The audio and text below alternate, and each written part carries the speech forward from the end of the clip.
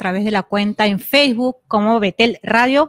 Seminario Bíblico Elim, Verdad, Vida y Visión es el eslogan que acompaña a esta institución cristiana, y para el día de hoy estamos conversando con el reverendo pastor Armando Morales Manso, presidente del Seminario Bíblico Elim. Pastor, buenas tardes, saludo para la audiencia de Betel Radio.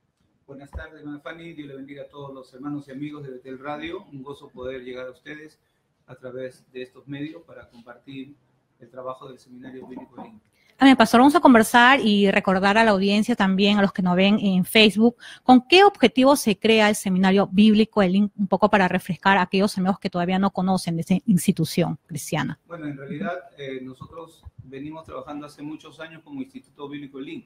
El Instituto Bíblico Elim Internacional llegó al Perú, dio algunos cursos, ¿no?, capacitaciones, pero luego con la dirección del pastor Luis Mesa se ha venido trabajando en la preparación de los pastores que están a nivel nacional y algunos fuera del país, en lo que es la formación teológica, la formación en cuanto a las enseñanzas bíblicas para el ministerio, ¿no? Porque también con el trabajo del pastor Rodolfo tenemos una escuela realmente en la cual se ha venido enseñando la palabra de Dios de diferentes maneras con el ministerio del pastor Rodolfo, pero luego el pastor Rodolfo tuvo la iniciativa de formar el Instituto Bíblico Elim, que es un área interna de la iglesia para los pastores, ¿no?, que ya con las exigencias del crecimiento de la iglesia, con las exigencias del tamaño del cuerpo pastoral,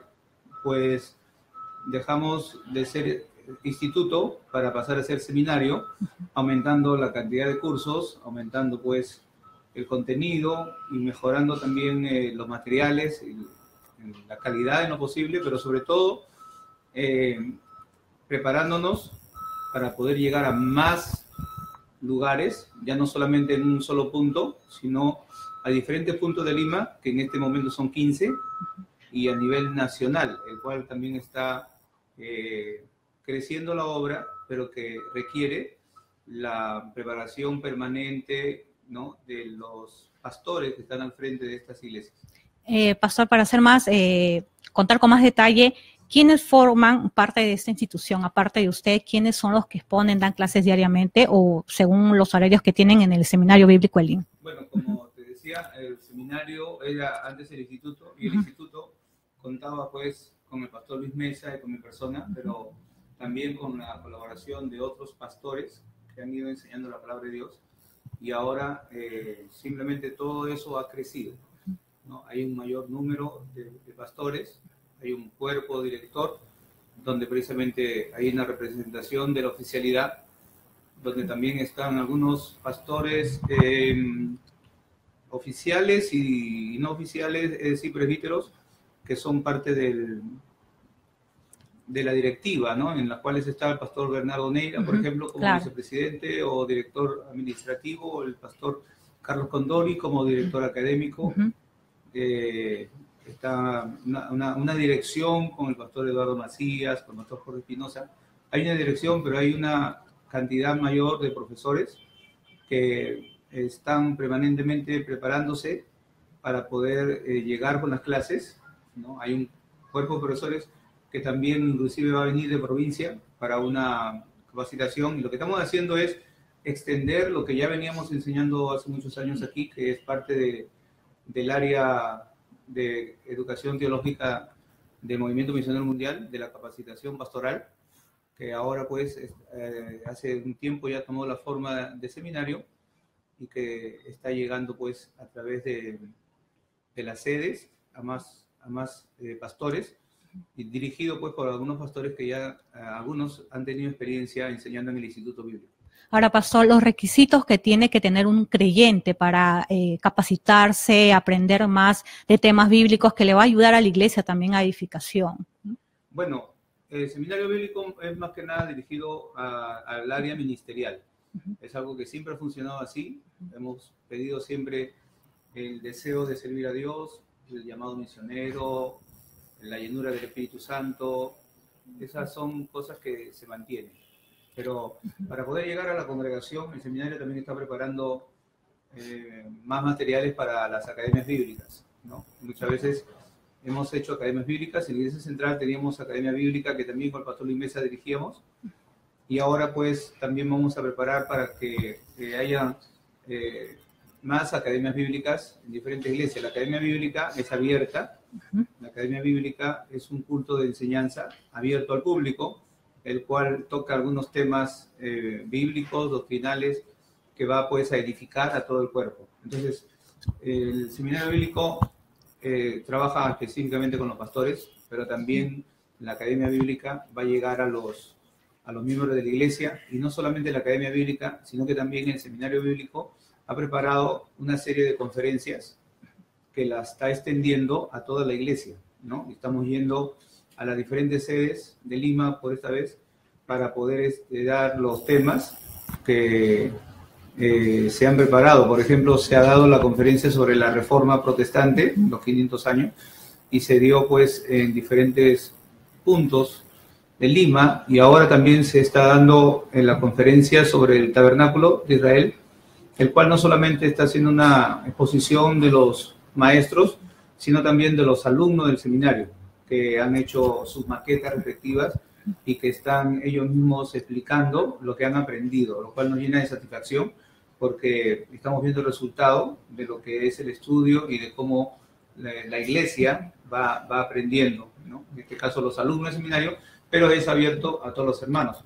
Y se ha anunciado, digamos que una vez terminado este ciclo de conferencias, vamos a continuar con otros temas. Por ejemplo, claro, las 70 semanas de Daniel, ¿no? La anunció el pastor Luis Mesa justo en la sede de Villa María, donde estaba dando el tema del tabernáculo.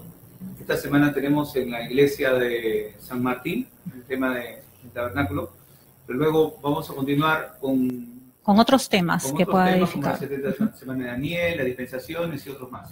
Una pregunta que nos hacían, pastor, ¿cuánto dura este programa educativo del seminario? ¿Hablamos de 1 año, 2 años, 3 años para que se capaciten? ¿Y qué temas tocan dentro de estos cursos que llevan los estudiantes, ¿no? El seminario, como seminario, funciona como toda organización evangélica, ¿no? Con 4 años aproximadamente, entre los cuales, pues, todas las iglesias evangélicas tienen un seminario que forma a sus pastores. Claro. ¿No? Entonces, nosotros hemos tenido un instituto, básicamente el instituto era 2 años, pero al aumentar la malla curricular y tomar la forma de seminario, son 4 años, pero en realidad estamos validando el tiempo de estudio bíblico en doctrina y en academia bíblica, lo cual nos hace reducir un poco a 3 años y medio aproximadamente, exclusivamente para el ministerio, ¿no? Dedicado al ministerio. Entonces, el que comienza, pues, tiene que ir con el afán de tener una mayor preparación ministerial, sobre todo. Entonces, en ese contexto, el contenido es básicamente bíblico-teológico, es decir, un estudio de la Biblia y un estudio de la teología sistemática. Sí, muchas veces hemos tenido retiros, hemos tenido cursos, ¿no? Con el pastor Rodolfo hemos realizado bastantes estudios y él ha formado, ¿no? Bastantes pastores. La iglesia ha crecido al punto, pues, que en aquel tiempo, pues, el trabajo era tan grande que muchas veces decía, bueno, cada uno estudie este libro, por ejemplo, de teología bíblica y sistemática. Usábamos, recuerdo, el Mayer Pirman, después el Instituto Bíblico Lin también tenía algunos materiales, pero la obra ha crecido, pero esa parte como que se ha retrasado un poco y entonces le estamos dando la forma correspondiente, en la cual hay, como digo, un área bíblica, en la cual se hace un estudio de los libros de la Biblia. Es Biblia, es estudio bíblico, ¿no? Es básico, es importante, ¿no? No es una mera repetición de la escuela dominical o de una mera lectura, sino cuál es el contenido de cada libro de la Biblia. Es no solo un panorama, ese es un curso de introducción, panorama de la Biblia, sino también un estudio de los libros de la Biblia. Entonces, hay un área de Biblia, hay un área teológica. En la teología sistemática toca temas temas doctrinales, como por ejemplo la doctrina de Dios, la doctrina del Espíritu Santo, la doctrina de los acontecimientos futuros, la doctrina de Cristo, Es decir, ya no es libro por libro, sino es temas, ¿no? ¿Qué dice la Biblia del Espíritu Santo? Y cosas así. Además hay otra área, ¿no? Básicamente son 3 áreas: el área bíblica, el área teológica y el área pastoral, en la cual se dan algunos consejos o enseñanzas ministeriales. Por ejemplo, la homilética o la predicación expositiva o la consejería pastoral, ¿no? Son temas que ayudan para el pastor, exactamente, para el pastor, ¿no? Porque muchas veces no ha sido suficiente lo que hemos aprendido a través de los ministerios que nos han influenciado con los oficiales, ¿no? El pastor Ortiz con los oficiales, el pastor Rodolfo, sino que la misma práctica, la misma experiencia ha hecho que muchos pastores aprendan en la práctica algunas cosas y otros cometan errores también precisamente por la falta de experiencia, pero efectivamente hay varios cursos, ¿no? Varios temas que ayudan en cuanto al ministerio pastoral, de consejería pastoral, de evangelismo, ¿no? O fundamentos de liderazgo, por ejemplo, en la formación de diáconos, ¿no? Nosotros tenemos a veces diáconos que se les dice eres diácono, pero no sabe ni siquiera la función de diácono, ¿no? He conocido diáconos que dicen ya soy diácono, ¿y qué hago? Dicen, no, tú párate y mira nomás, ¿no? Entonces, esa no es la función de diácono, hay que enseñar qué es la mayordomía cristiana y en qué consiste, por ejemplo, ¿no? Su servicio. Sí, pastor, muy importante lo que nos comenta, que no solamente debe ser para que lo aprenda un pastor, digamos, en un ministerio, sino un hermano en la fe, porque puede asumir cargos también en la iglesia, y qué bueno, basado en la Biblia, para poder dar el consejo oportuno a los creyentes, a los nuevos convertidos, como usted lo menciona. Exactamente, o sea, por ejemplo, la predicación expositiva es algo importante, ¿no? El hecho de que un predicador, o sea, en el evangelismo hay algunos consejos, ¿no? Pero en el área de la predicación, el púlpito es importante, ¿no? Siempre hemos hablado del predicador y su mensaje, que sea un mensaje bíblico, que desarrolle el texto, que predique sobre el pasaje que ha leído, que se predique la palabra. El tema es la palabra de Dios. Lo importante aquí es la palabra y la aplicación de la palabra de Dios en el ministerio.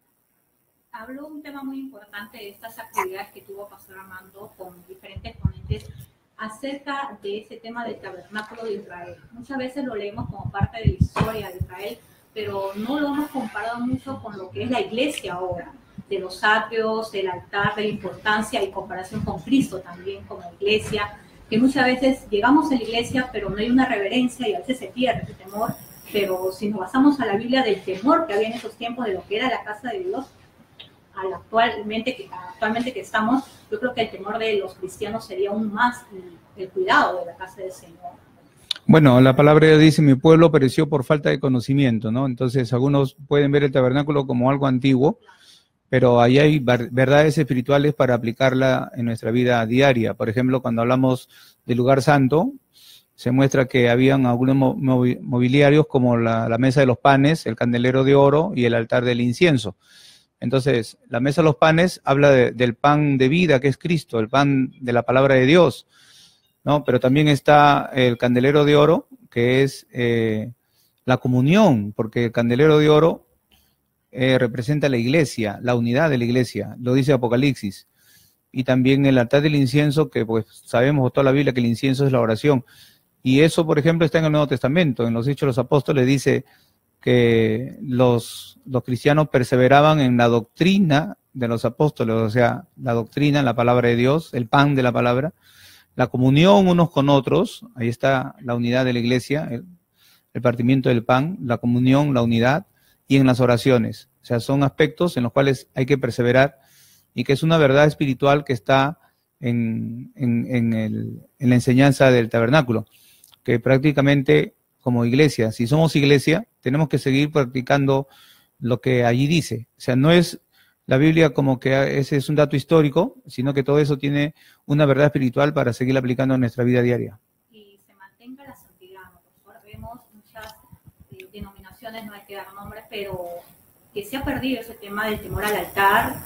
El altar siempre se ha reconocido como un lugar santo y donde está la presencia del Señor de todas maneras, pero falta de conocimiento bíblico y muchas veces cualquiera puede subir al altar, se hacen muchas veces otros tipos de eventos en el altar, pero si tenemos básicamente los conocimientos bíblicos, el temor sería mayor de parte de la iglesia, los creyentes. No, pero allí precisamente hay un error, porque el altar en lo que estás diciendo hay un error. El altar del pueblo de Israel no es el altar de nuestros templos. Eso es lo que muchas veces se conoce, no se considera. No, o sea, nosotros tenemos que tener reverencia a la casa de Dios porque es la casa de Dios. Tenemos que tener reverencia a la casa de Dios como se tiene reverencia y respeto a cualquier lugar público que tú vas, ¿no? Y porque es un lugar donde se predica la palabra de Dios, ¿no? Por ese lado, pero no porque sea, por ejemplo, el lugar santísimo como lo era en el pueblo de Israel. En este caso, nosotros somos el templo del Espíritu Santo. Nosotros somos los que tenemos que tener el arca de la presencia de Dios en nuestras vidas, ¿no? El templo puede cambiar, el templo mañana puede venderse y convertirse en otra cosa, ¿no? El templo de Dios no se profana, ¿no? Entonces, lamentablemente, por ejemplo, algunos piensan de que el local es el lugar santísimo y ahí nomás hay que caminar en reverencia, en santidad, ahí hay que caminar despacito y no hablar, ¿no? Pero ya fuera que, en realidad nosotros somos los templos vivientes, o sea, nosotros somos las cartas abiertas, que tenemos que adorar a Dios en todas las actividades de nuestra vida, que no es solamente cuando estás en la iglesia, sino que es como que la presencia de Dios nos tiene que acompañar en cualquier lugar donde estamos, ¿no? Entonces, cuando hablamos de la santidad, no solamente nos referimos a que otras iglesias no cumplen, no, aún dentro de nosotros podemos tener un concepto de santidad equivocado y no estamos realmente haciendo las cosas. Por ejemplo, nosotros podemos tener la apariencia externa de que congregamos, estamos de rodillas, pero si no tengo comunión con mi hermano, ¿estoy cumpliendo? No, porque la Biblia dice, el que dice que anda en la luz, pero aborrece a su hermano, anda en tinieblas, ¿no? Entonces puede cantar bastante coros, puede saltar, danzar, pero se para peleando con los hermanos, no está viviendo en santidad tampoco, porque ahí no está la presencia de Dios, porque dice la Biblia que el que aborrece a su hermano anda en tinieblas.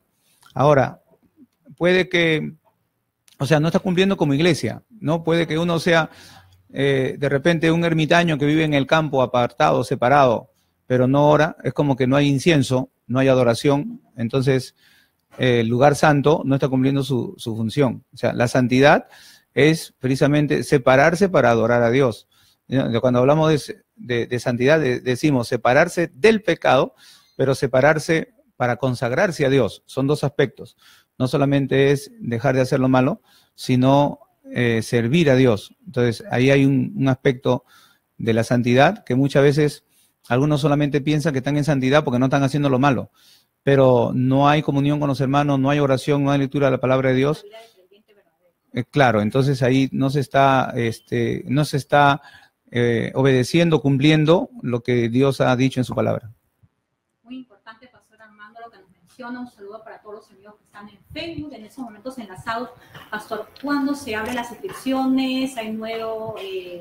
este año va a haber un nuevo ciclo, se podría decir así, para que los hermanos que deseen aprender más sobre el tema bíblico, instrucciones y conocimientos que tiene la Biblia y a través de los pastores, que son muchos de ellos maestros, para enseñarnos cuándo empieza.